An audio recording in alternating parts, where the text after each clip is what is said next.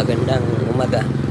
Nandito naman si Mr. Retirado pumunta sa kapilya maghatid ng pagkain para sa Legion of Mary.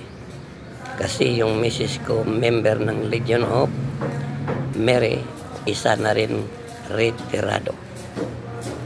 Ito na ang kapilya. Hanapin ko muna siya.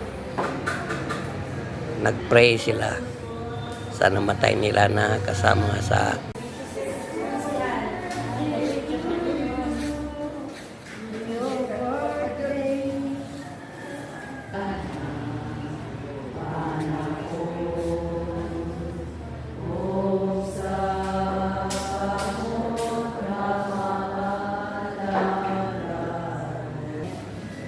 na mga kuan ni nauban ani diri mga retirado na ni. Ay, ni ay sa retirado na kuan, retired dietitian. Ha? Retired dietitian o retired. Oh. Ya, kumusta man ang pagka retired dietitian? Ha? Tinuod lagi. Retired na ako yung mga kuan ba nga ng buhay retirado na ako yung mga kanang mablog ba ko ka unsa imong gibati karon nga retired ka. Unsa man lit? Ayahay unsa man? As usual, ha? Ha? Anong pare? Anong pareho man nga lahi man ni agay sa dito sa ospital? Kami naman to sa una kay I love my work.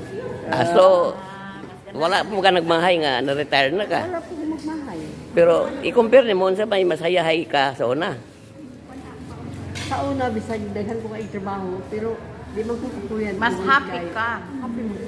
Pag retired na di na medyo happy lang.